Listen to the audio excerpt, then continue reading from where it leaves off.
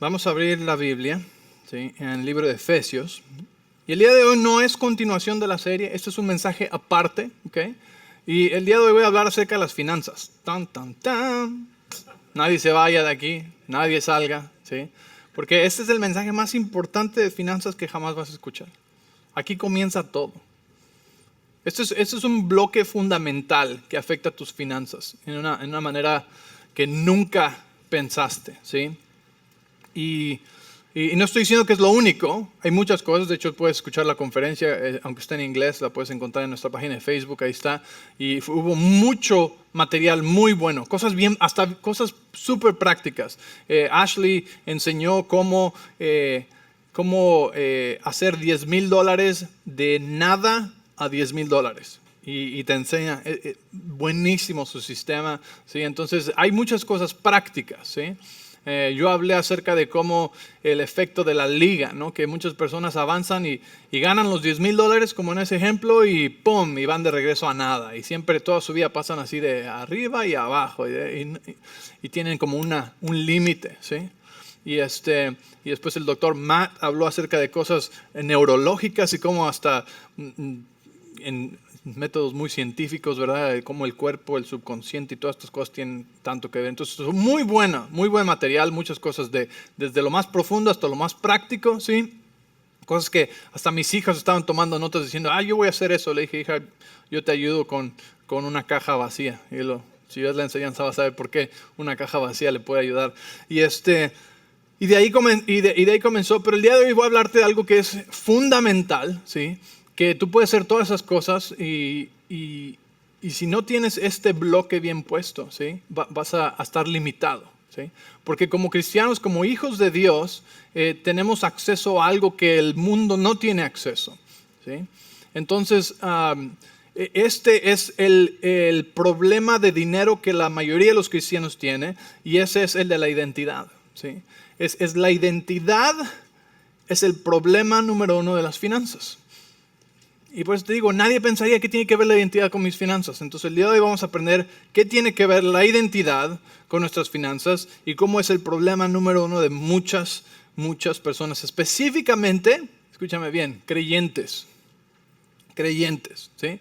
Porque tenemos un sistema diferente al del mundo como creyentes. En Proverbios 10:22 dice que es la bendición de Dios la que hace a uno rico, pero no añade tristeza. El mundo tiene un sistema diferente, donde muchos son ricos, pero tienen, sin duda, muchísima tristeza. No te puedo decir cuántos millonarios he conocido, con los que he platicado, que estoy escuchando su historia, y están deprimidos y en drogas y en adicciones. Y tú pensarías, pero si tienen todo, pero les falta una cosa, ¿sí? Es más, hasta cristianos que tienen tanto dinero y tienen pensamientos de suicidio. Y dice uno, ¿qué? ¿Cómo es posible? ¿Por qué? Porque faltan cosas fundamentales, ¿sí? Entonces queremos tener esto bien desde el principio, ¿sí? Entonces no importa en qué área de tu vida estés, no importa con qué estés batallando, no importa qué edad tengas, no importa nada de eso, ¿sí? Este es algo que el día de hoy te va a hacer libre y vas a empezar a ver cambios, vas a empezar a ver cosas en tu vida cambiar cuando empieces a practicar una cosa que vamos a aprender el día de hoy. ¿Amén? Ok. Entonces dijimos Efesios. Y vamos a ir al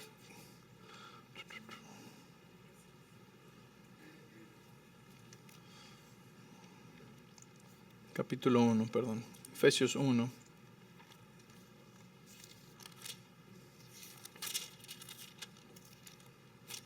Y vamos a empezar a leer en el versículo 3.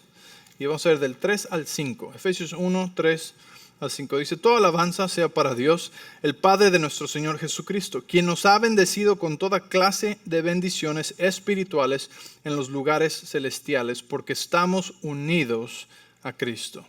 Incluso antes de haber hecho el mundo, Dios nos amó y nos eligió en Cristo para que seamos santos e intachables a sus ojos. Dios decidió de antemano adoptarnos como miembros de su familia al acercarnos a sí mismo por medio de Jesucristo. Eso es precisamente lo que Él quería hacer. Y le dio gran gusto hacerlo. Wow. Ok. Él te eligió. Él te eligió y te eligió de antemano. Desde antes de hacer el mundo. Tú no eres una casualidad. Tú no eres una como que pues ya de pilón salió y dijo Dios, pues ni modo, pues ya que los estamos haciendo, hagamos también a uno de estos. No, dice que Él te eligió de antemano, ¿ok? Y dice que también de antemano decidió adoptarte como miembro de su familia. No como empleado, no como siervo, sino como ¿qué? Como miembro de su familia. Estamos hablando del Dios Todopoderoso, creador del universo. El Alfa y el Omega, el que ha sido y siempre será. Él decidió adoptarte de antemano como miembro de su familia. Y fíjate, no por lástima, no porque pues ya hay que hacer justos con todos. No, dice, y le dio gran gusto hacerlo. Le dio gran gusto hacerlo. No sé cuántos de ustedes alguna vez, tal vez todavía tienes algún trauma de tu infancia, porque algunos de ustedes jugaron fútbol en la calle o en el recreo, ¿verdad? Y te acuerdas cuando iban a hacer equipos, y cuando iban a hacer equipos y escogían capitanes, y tú eras del montón, ¿verdad? Y ahí va, Carlitos y Francisco iban a escoger y tú estabas ahí en el montón y yo quiero a Jesús y yo quiero a Joaquín y yo quiero a Toño y yo quiero a Pepe y ahí estás tú y lo quieren a él, y lo quieren a él, lo quieren a él, lo quieren a él, y lo quieren a él, y lo quieren. Y el temor, la ansiedad, la humillación premeditada de que no te fueran a escoger. ¿Alguien alguna vez? ¿Ah? Qué miedo, qué vergüenza, qué temor, qué cosa que no te fueran a escoger a ti, ¿verdad? Porque ¿qué causa eso en nosotros? Causa un rechazo, causa y nadie me quiere, o yo soy el de sobras. Bueno, está bien, ya, a Benjamín, pues ya qué, ¿verdad? No, tú llévatelo, Señor, necesito sanidad del corazón de esa situación, ¿sí?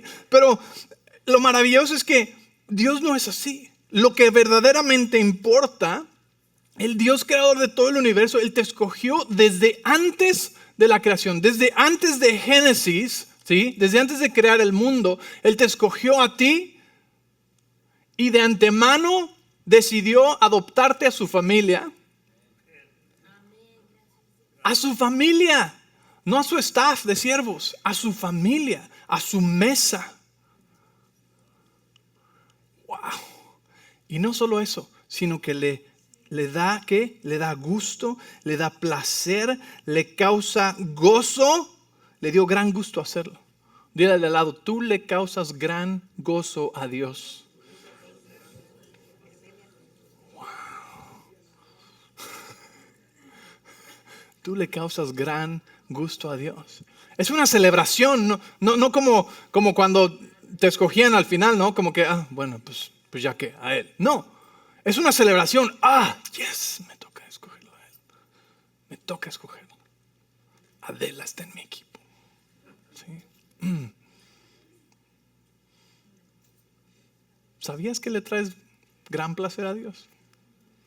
A veces no pensamos de esa manera. Es más, muchas veces la religión nos ha enseñado que Dios nos tolera. Cuidado porque no muevas un dedo en falso porque Dios lo haces enojar y te echa fuera. ¿Sí? No contristéis al Espíritu Santo. Y usan estas escrituras de una manera tan contraria al carácter y al amor y a la gracia y la misericordia de Dios. ¿Ah? Entonces, Dios le da gran placer y nos escogió de antemano. No fuimos como que el plan B o el plan C. ¿Cuántos de ustedes son los últimos de la familia? ¿Cuántos de ustedes son los bebés de la familia? ¿Qué? A ver, sí, en las manos. Ok, unos cuantos bebés aquí de la familia. ¿Sí? Los últimos de la familia. ¿Sí? ¿Sí? ¿Sí? No sé si tal vez como bebé alguna vez pensaste, pues yo fui ya el último. El error. El ups. El ¿por qué? ¿Qué pasó? ¿Que no hiciste esto? ¿Que no hiciste una cita? ¿Tú qué pasó con esto? No eres eso. ¿Sí? Los bebés de la familia, Dios los premeditó, Dios los planeó, Dios los escogió. Dios te escogió a ti, a todos nosotros, a estar en donde, en su familia. Y le damos ¿qué? Le damos placer, le damos gozo, nos celebra. Dios no te tolera, Dios te celebra. Ven conmigo, vamos a ir al capítulo 2, versículo 4. Ahí adelantito dice, veamos. Pero Dios es tan rico en misericordia y nos amó tanto que a pesar de que estábamos muertos por causa de nuestros pecados, nos dio vida cuando levantó a Cristo de los muertos. Es solo por la gracia de Dios que ustedes han sido salvados. ¿Solo por la qué? La gracia de Dios. No nos lo merecemos, no lo podemos pagar, nunca podríamos ser suficientemente buenos para merecerlo. ¿Okay? Dice, solo por la gracia de Dios que han sido salvados. Pero la palabra salvado no significa solamente ir al cielo, sino que es una palabra muy completa y compleja que significa próspero, saludable, lleno en paz, sin nada quebrado, sin que nada le falte, completo. ¿Sí? Es algo maravilloso. Por eso te digo, hay más de la salvación, de esa palabra soso, hay mucho más que solamente un boleto al cielo. ¿Sí? Y dice, es solo por gracia de Dios que ustedes han sido salvos, pues nos levantó de los muertos junto con Cristo y nos sentó con Él en los lugares celestiales porque estamos unidos a Cristo Jesús. Entonces, como estamos unidos a Cristo Jesús, nuestra nueva posición, nuestro nuevo hogar, nuestra nueva dirección es en el cielo. ¿Sí? Eres un ciudadano del cielo. Vives aquí en Arizona, pero no eres de Arizona. ¿Sí? Eres del cielo. Así como en lo natural dirías, bueno, por ejemplo yo, ¿verdad? Vivo en Arizona, pero soy de la Ciudad de México. No se espanten ni se vayan a ningún lado, ¿ok? He sido transformado. Okay. Entonces, soy de otro lugar, pero vivo aquí. Espiritualmente, ¿sí? Somos del cielo, pero vivimos aquí. Nuestro lugar es en el cielo. Nuestra posición es del cielo. Nuestros recursos vienen del cielo. Nosotros podemos escoger vivir como ciudadanos del cielo o podemos escoger vivir como ciudadanos de esta tierra. Y es mejor escoger vivir como ciudadanos del cielo. ¿Verdad? El cielo no tiene problemas económicos. La economía del cielo no cambia. En el cielo no hay tristeza, no hay depresión. En el cielo hay solamente salud. Y Jesús nos dio permiso cuando vino a la tierra. Dijo, oren de esta manera. Padre nuestro que está en el cielo, santificado sea tu nombre. Venga tu reino y hágase tu voluntad en la tierra, así como en el cielo. Entonces, como embajadores y representantes del cielo, nuestro trabajo es traer el cielo a la tierra. Vivir en la tierra como en el cielo. Vivir en la tierra por los principios del reino de los cielos. Ahí está el permiso. No tenemos que vivir en la tierra como la gente de la tierra. Amén. Eso sucedió cuando fuimos trasladados de tinieblas a luz, ¿sí? De muerte a vida, del reino de las tinieblas al reino de Dios. ¿Ok? Entonces, quiero que vengas conmigo ahora al libro de Lucas. Vamos a Lucas, capítulo 15. Y vamos a empezar a leer por ahí del...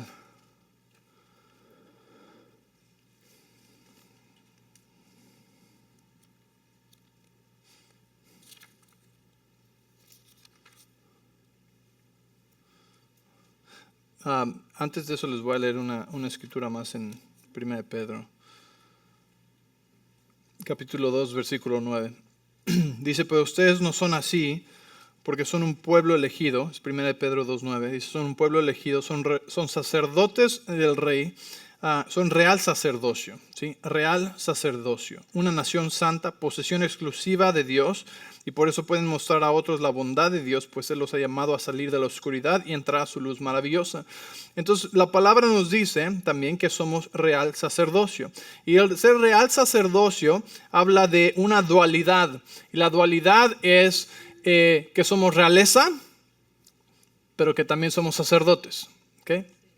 Somos las dos. Somos realeza y somos sacerdotes. ¿Qué quiere decir esto? Quiere decir que servimos a Dios como sacerdotes, pero somos hijos del rey. ¿Sí? Cuando la Biblia dice que Él es rey de reyes, Él es el rey de reyes. Nosotros somos los reyes, porque somos realeza, ¿sí? Aquí en la tierra, en el reino de Dios. Príncipes, princesas, somos realeza. Tú eres realeza. Tú eres realeza. Tú eres realeza. Algunos se sienten muy incómodos con eso, ¿verdad? No sé, pastor, pues yo vengo del pueblo de Chimalcuicuic o quién sabe de dónde. Y pues ahí no soy nadie, ¿no? O sea que, pues, ¿de dónde viene la realeza? Pues porque eres hijo de Dios, hijo del rey, ¿sí? Si tú eres hijo del rey, y quiero que sepan que ese pueblo lo inventé, así que si es un pueblo de real, no estaba haciendo burla de nadie, ¿ok? De ningún pueblo, ¿ok? Pero tú eres realeza, porque fuiste adoptado a la familia del rey, de antemano, premeditado, y le dio gusto y gozo hacerlo. Entonces tú eres realeza. Y aquí es donde está la batalla, ¿ok? Por eso te leí esta escritura, porque somos las dos.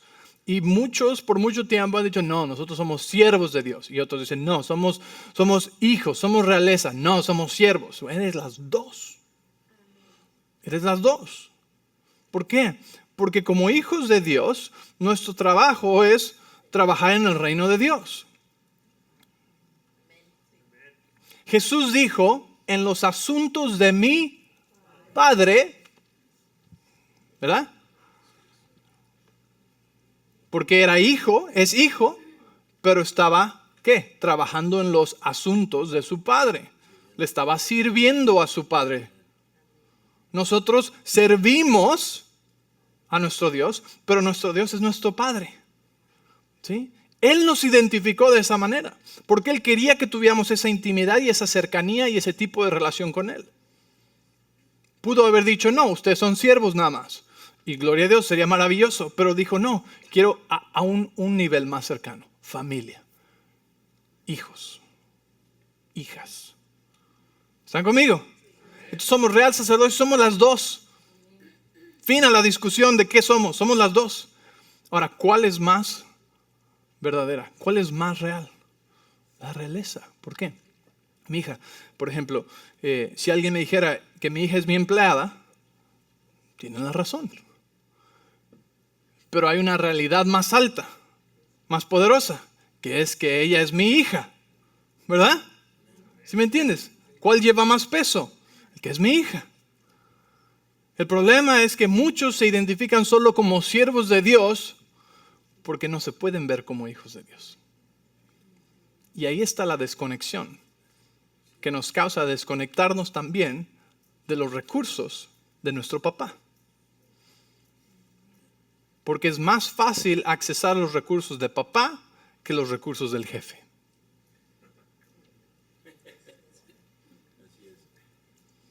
Tan, tan, tan. ¿Sí? Entonces ven conmigo, ahora sí vamos a Lucas capítulo 15. La historia del padre extravagante, ¿verdad?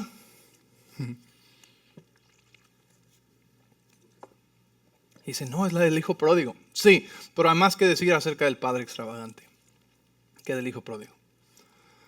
En Lucas capítulo 15, no estoy en Juan, Lucas capítulo 15. Y vamos a empezar ahí por el versículo, bueno, ahí están en el 11. Sabemos que el hijo vino y le dijo, Padre, dame la parte de mi herencia que me corresponde, y se lo fue todo a gastar a Las Vegas. ¿verdad? Y se fue de parranda y después se acabó todo el dinero, ¿verdad? Vivió la vida loca. Estaba cantando, vive la vida loca. Y de repente se le acabó el dinero. Y los amigos se fueron, ¿verdad? Y se encuentra solo y va a pedirle a una persona que lo contrate para alimentar a los cerdos. Y llega a un lugar muy bajo en su vida donde ahora está peleándose por comida con los cerdos, ¿verdad? Hasta así como que, a ver, cerdito, dame un poco de tu comida. Y el cerdo así que, no, oink, hazte para allá, ¿sí? Entonces en el versículo 17 dice, cuando finalmente entró en razón, déjame decirte algo, tú puedes entrar en razón desde antes de alejarte de Dios o cuando estás luchando con los cerdos por comida. Tú escoges cuándo entras en razón. Eso está bien bueno, ¿verdad? Tú escoges cuándo entras en razón. Y no tiene que ser, no tienes que llegar a pelearte por comida con los cerdos, ¿sí? Puedes hacerlo mucho antes, ¿sí? Mucho antes. Puedes hasta pensarlo y decir, no, esto no va a ser una buena decisión y nunca hacerlo, ¿verdad? Entonces, dice, cuando finalmente entró en razón, se dijo a sí mismo, en casa de mi padre, ¿verdad? En casa, hasta los jornaleros o los empleados tienen comida de sobra. Y aquí estoy yo muriéndome de hambre. Volveré a la casa de mi padre y le diré, Padre, he pecado contra el cielo y contra ti. Ya no soy digno de que me llamen tu hijo. Te ruego que me contrates como ¿qué? Como jornalero, como empleado. Él se dijo a sí mismo, ¿verdad? Él dijo, no me merezco regresar a lo que era antes. No me merezco regresar a ser hijo. No merezco, ¿sí? Por las cosas que hice, por las decisiones que tomé. Ok, bueno, estaba siendo muy responsable y sabía las consecuencias y estaba esperando que de empleado lo pusieran, ¿verdad? Entonces dice, espero que eso es lo que él dijo. Yo voy a decirle que me contrate como jornalero, ¿ok? Dice el versículo 20, dice, entonces regresó a la casa de su padre y cuando todavía estaba lejos, su padre lo vio llegar. ¿Qué nos dice esto? Que el padre siempre estaba esperando que regresara. El padre nunca pierde la esperanza de que te acerques a él. El padre nunca pierde la esperanza de que seas más íntimo con él, de que seas más cercano. El padre siempre está buscando, ¿sí?, para recibirte más cerca de lo que estás. Y dice, lleno de amor y de compasión, corrió hacia su hijo y lo abrazó y lo besó. ¿Recuerdas lo que acabamos de leer? Que tú le causas placer a tu padre. Este tipo de placer, ¿sí? Él está gozoso de verte. Yo sé que a veces tú ni siquiera estás gozoso de verte en el espejo en la mañana, ¿sí? Pero déjame decirte, como tú piensas de ti, no es como Dios piensa de ti. Dios piensa mejor de ti de lo que tú piensas de ti. Y estás en orgullo cuando te aferras a pensar de ti como tú piensas en vez de como Dios piensa de ti. Ya no les gustó esa parte, ok. Porque Él es Dios. Y dice, le abrazó y lo besó.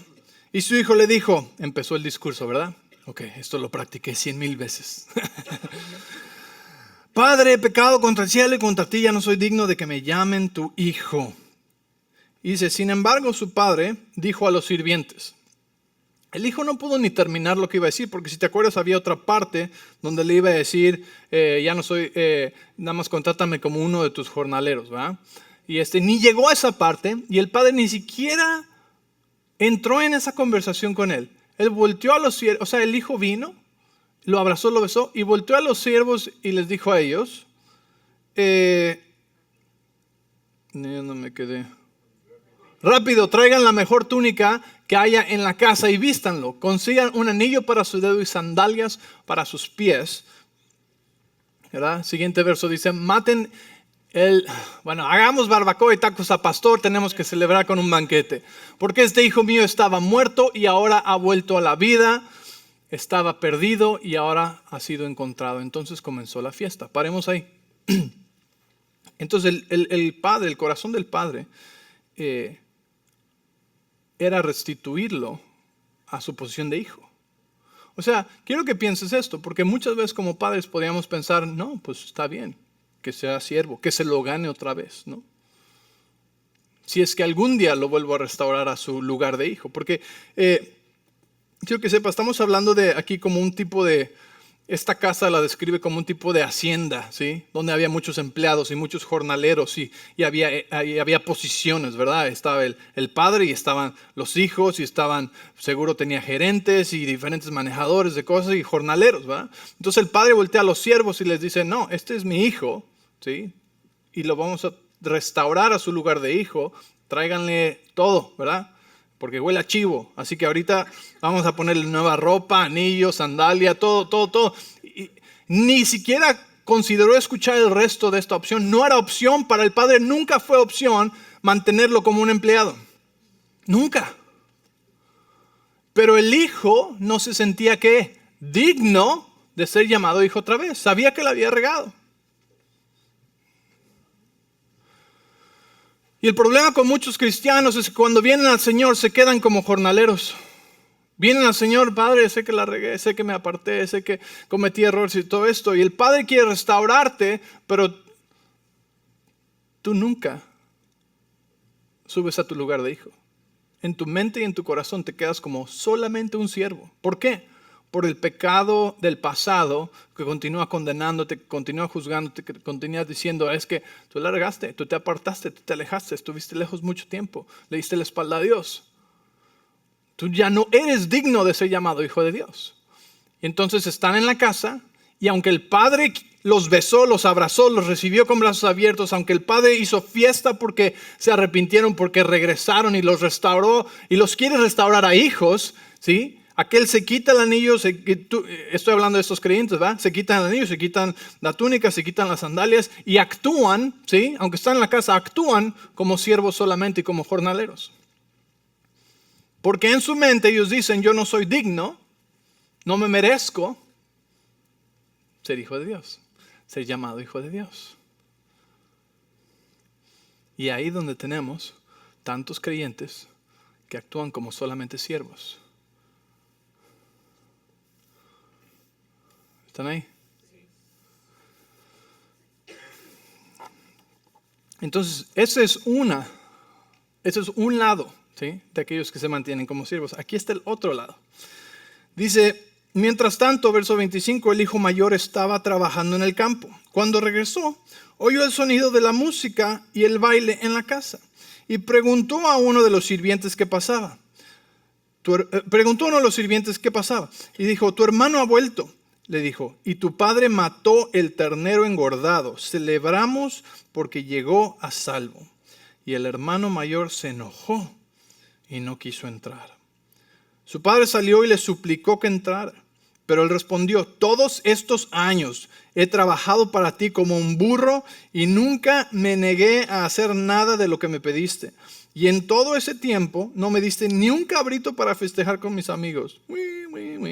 Sin embargo, cuando este hijo tuyo regresa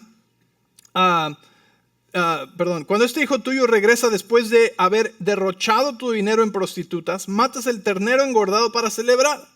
Y su padre le dijo, mira, querido hijo, tú siempre has estado a mi lado y todo lo que tengo es tuyo. Teníamos que celebrar este día feliz, pues tu hermano estaba muerto y ha vuelto a la vida, estaba perdido y ahora ha sido encontrado. Y este es el otro personaje que también se mantiene en pobreza y alejado de Dios, porque aunque es hijo, aunque vive en casa, aunque va a la iglesia, trabaja solamente como burro. Se trata a sí mismo y se ve a sí mismo como un siervo solamente. Y nunca ha disfrutado de lo que el padre claramente le dice, todo lo mío es tuyo, ¿por qué actúas así? Tú podías haber disfrutado de todo esto y haber hecho fiesta cuando hubieras querido. ¿Por qué no lo habías hecho? Porque está tratando de ganárselo. Y nunca te lo vas a poder ganar.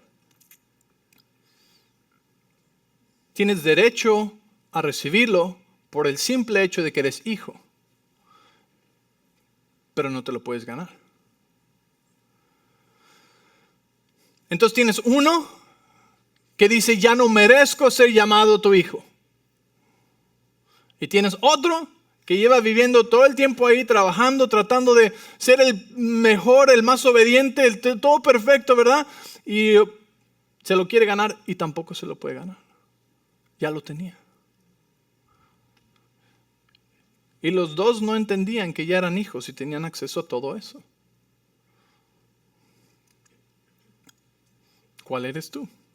El problema con el hijo mayor es que el hijo mayor tiene una mentalidad de pobreza.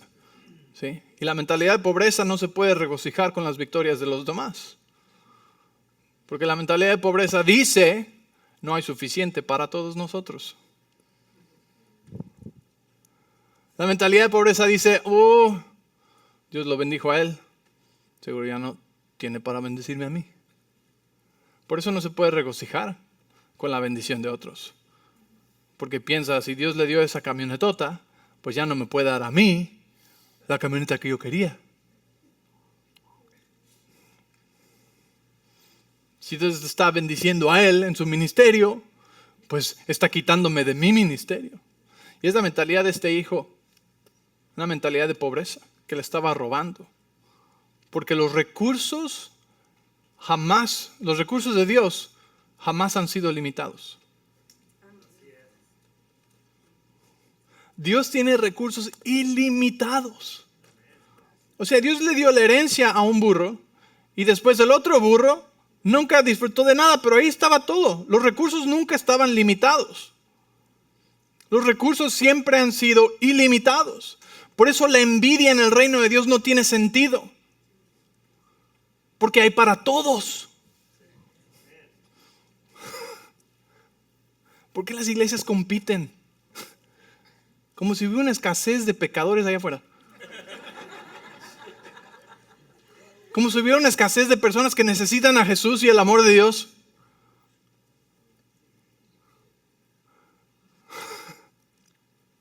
Pero esa es la mentalidad de la pobreza. Es como este hijo mayor que dice, si Dios te dio a ti esa bendición, quiere decir que ya su presupuesto ya no tiene suficiente para mi bendición. Y no entendemos que Dios tiene recursos ilimitados. Malaquías 3:10 dice, traen los diezmos al alfolí, hay alimento en mi casa. Y pruébame ahora en esto, si no abriré las ventanas de los cielos y derramaré tanta bendición hasta que sobreabunde. Déjame decirte, en los cielos está lleno de recursos dispuestos y disponibles para todos nosotros. Pero nada más estamos viendo, ¿sí? A ver qué, ya le tocó a él, pues con razón no me tocó a mí esta semana. Y andamos actuando como este hermano mayor. No nos podemos regocijar ni celebrar las victorias de los demás, porque en nuestra mente eso significa que no hay suficiente para todos, entonces ya me amolé.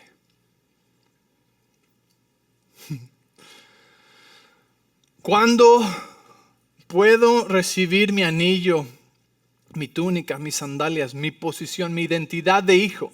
Cuando puedo recibir mi identidad de hijo, ¿sí? Y puedo cerrar la distancia en que hay entre el Padre y entre yo, ¿sí?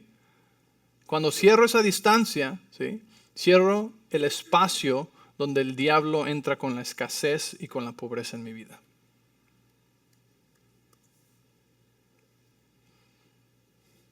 El hijo pródigo entró en razón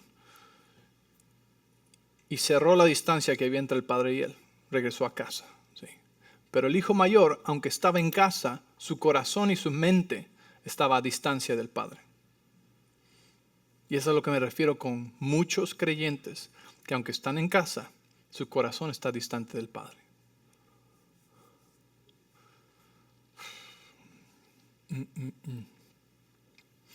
¿Alguien está ayudando a esto?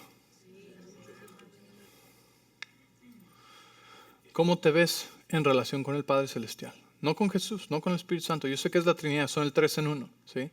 Pero ¿cómo te ves en relación con la figura del Padre Celestial? ¿Te ves cercano? ¿Te ves lejos? ¿Te ves a distancia? Porque nuestra relación con nuestro Padre terrenal va a tener mucho impacto en cómo nos relacionamos con el Padre Celestial. Mucho, ¿sí? Si tú creciste con un padre que era duro, tu primera impresión de Dios va a ser, como padre, va a ser un padre que es duro, ¿sí? Naturalmente va a ser así.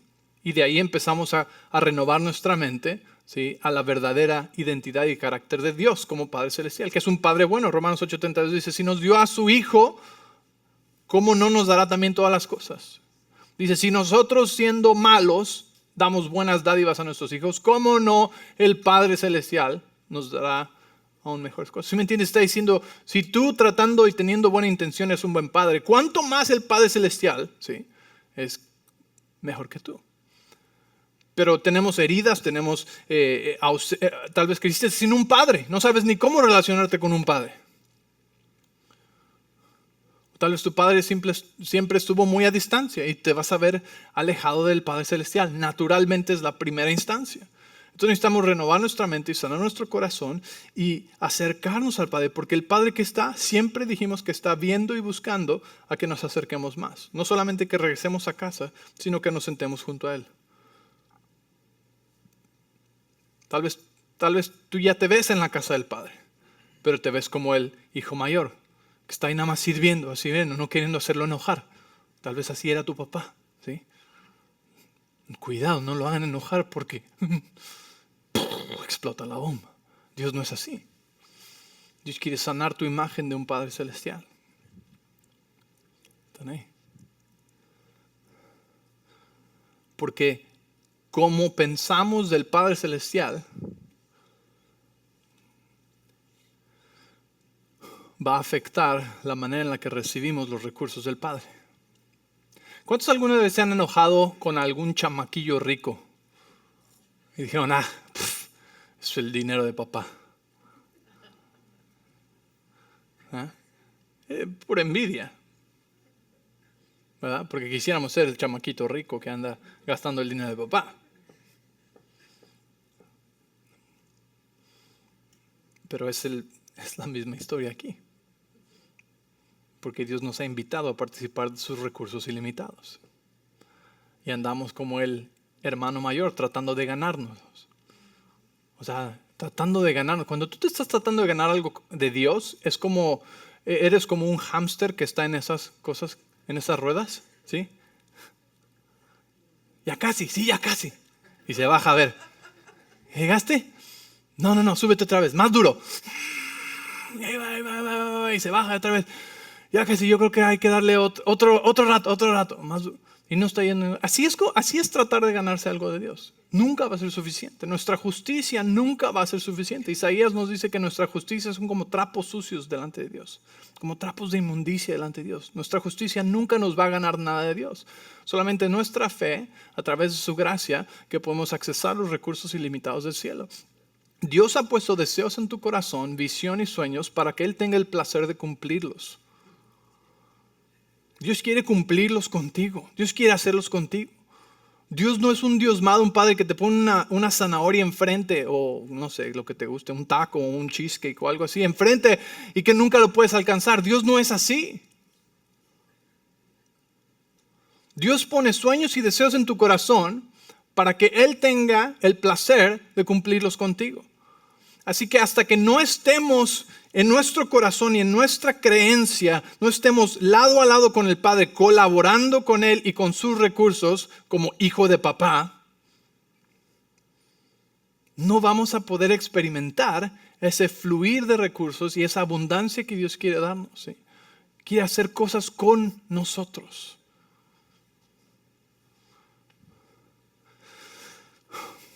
¿Suficiente? Entonces por eso les decía al principio, este problema de nuestra identidad es el problema número uno o uno de los problemas fundamentales de por qué experimentamos escasez, pobreza, ¿sí? Disatisfacción acerca de nuestras finanzas. Porque ¿cuántos podrían decir realmente que sienten gozo, paz y alegría cuando piensan en su situación financiera? No vamos a decir que nadie levante las manos, ¿verdad? Pero muy pocos probablemente. Necesitamos los recursos de papá. Y Él nos los ha puesto. No nos lo podemos ganar. Entonces, mientras tú pienses como pensaba el hijo pródigo antes de regresar, ya no soy digno de ser llamado su hijo, ya no soy digno de esto a causa de que malgasté. Fíjate, a causa de que malgastó, pecó, derrochó todas esas cosas. O sea, ¿qué tantas cosas malas puedes haber hecho tú? ¿Verdad? Tal vez tú mismo te juzgas a ti y dices, ya no soy digno, ¿sí?, de esa abundancia. ¿Por qué? Porque tomé muchas decisiones financieras malas. Y uno diría, pues sí, tienes razón, tiene sentido. Pero el Padre Celestial no dijo eso. Y este hijo pródigo había desgastado todos los recursos. O sea, él hizo todas las decisiones financieras malas que podría haber hecho alguien. Y aún así el Padre lo restauró a la posición de hijo. Y decir, ok, hijo, no te preocupes, vamos a arreglar todo esto, vamos a salir adelante, ¿sí? Tienes la posición de hijo y todo lo mío es tuyo. No te enojes conmigo, estoy leyendo la Biblia nada más, ¿sí? El Evangelio son las buenas nuevas, por eso todo esto suena tan bueno. El Evangelio son las buenas nuevas, ¿sí? Dios te quiere rico. Porque pobre no te puede usar mucho. Dios quiere bendecirte, Dios quiere prosperarte financieramente, ¿sí? Dios está hablando de estas cosas. Y si a alguien le ofende eso, a veces tenemos todos religiosismo, ¿sí? Yo tenía un tiempo en mi vida donde alguien me hubiera dicho esto, hubiera escuchado este mensaje y hubiera dicho, tan locos esos, no son nada espirituales, lo único que les importa es el dinero. Pero cuando entiendes que Dios ha puesto sueños dentro de nosotros no para frustrarnos, sino para hacerlos, ¿sí? Cuando entiendes que ese fondo de construcción es para que podamos servir a más personas, cuando entiendes que ese fondo de orfanatorio es porque hay 16 niños hoy en día y probablemente el próximo año lleguemos a los 100 o algo así, que sus vidas están siendo transformadas para siempre, ¿sí? Y para esas cosas se necesita ¿qué? Dinero, porque vivimos en un mundo físico, pero para Dios no es problema el dinero. Nuestra mentalidad es el problema de Dios. Amén. Ay, qué emoción. Dile al lado, tú te ves como una persona muy rica. Necesitamos empezar a cambiar nuestro corazón y nuestra manera de pensar, ¿sí? Dios quiere bendecirnos, pero no es para solamente nosotros, ¿sí? Sino que necesitamos propósito en nuestras finanzas. Nuestras finanzas necesitan propósito, ¿sí? ¿Les ayudó esto? Dios es bueno, Dios es bueno. Y te quiero decir algo más. El temor del dinero es igual de malo que el amor del dinero. El amor del dinero, ¿sí?, es la raíz de todo mal. Es lo que dice la Biblia. El amor del dinero, no el dinero, ¿sí? El amor al dinero. Y ciertamente por eso hay tantas advertencias en la Biblia acerca del dinero. No lo vamos a ignorar. ¿Cuántas personas yo he conocido que cuando se hicieron ricas se desaparecieron de la iglesia? Las advertencias son reales, porque su corazón no estaba en el lugar correcto. Y la verdad es que si Dios puede hacer que fluya a través de ti, Dios va a hacer que llegue a ti, ¿sí? Entonces el amor al dinero es lo malo, pero el temor al dinero es igual de peor, porque el temor del dinero te lleva a la pobreza, ¿sí? Bueno, vamos a orar y quiero que cierres tus ojos ahí solo por un momento. Quiero invitarte a que hagas este ejercicio conmigo por un momento. Y esto es algo que tú puedes hacer durante la semana, porque yo sé que puedo predicar este mensaje y seguro lo deberás escuchar otra vez, porque es algo que necesitamos renovar nuestra mente, ¿verdad? Dios se complace conmigo. Dios tiene placer de verte. Entonces, mientras yo estoy hablando ahorita y estoy orando por ti, quiero que puedas verte a ti dentro de esta imagen, ¿sí? Que es una sinopsis de todas las escrituras que acabamos de leer ahorita. Cuando Dios te ve a ti, ¿cómo se ve el rostro del Padre? ¿Cómo se ve el rostro del Padre cuando Él hace contacto contigo? Y para algunos tal vez era un Padre serio, pero necesitas renovar tu mente a la palabra, porque acabamos de leer que Él se complace cuando te ve, ¿verdad? Que Él te celebra, no te tolera. Entonces quiero que puedas ver una sonrisa en el rostro del Padre cuando Él te voltea a ver, a ti. Muchas personas no pueden ver al Padre sonriéndoles de regreso porque están condenándose por su pasado, por los errores que han cometido. Pero quiero que recuerdes que aquí el Padre corrió a abrazar y a besar al Hijo que acababa de derrochar el dinero y de cometer todas esas barbaridades. ¿Cuánto más el Padre te celebra y corre a ti a verte? Entonces, la primera imagen que necesitas renovar es la imagen de cómo te mira Dios a ti cuando haces contacto visual con Él. Puedes ver la sonrisa en su rostro, ¿sí? Que te celebra. La siguiente es cuando el Padre nos ha invitado a la mesa, ¿verdad? A su mesa, a comer a su mesa. Ha preparado mesa delante de nuestros enemigos para nosotros. En esa mesa, ¿dónde te sientas tú? ¿Te sientas lejos de Él o te sientas cerca de Él? Y quiero que puedas verte y practicar esto en tu corazón, esta imaginación santificada de sentarte cerca, junto al Padre. Y que le da gusto, ¿sí? Que no está esperando a alguien más, diciendo, estaba esperando que viniera alguien más a este lugar. Pero no. El Padre le da emoción y le da gusto y le da placer cuando te sientas junto a Él. Porque recuerda que Él nos sentó en lugares celestiales. Junto a Él, con Cristo Jesús. Ahí estamos. Ahí estás tú, Cristo Jesús y el Padre Celestial. Ahí estás, sentado junto a Él. Ese es tu lugar. Eso es lo que la Biblia dice que es tu lugar. Y el Padre le da gusto que estás sentado junto a Él. Entonces esta imagen es la que necesitamos renovar en nuestro corazón. Sin importar la experiencia paterna que tú hayas tenido en la tierra, ¿sí? La imagen del Padre Celestial es la de un Padre que te ama, que te celebra, que está gozoso de verte, ¿sí? Y que te dice, ¿qué vamos a hacer hoy? ¿Sí? ¿Qué sueños y visiones tienes? Porque yo tengo todos los recursos necesarios para eso. Y ese es el primer paso para desbloquear cualquier flujo de recursos a nuestra vida para hacer las cosas que Dios nos ha llamado a hacer.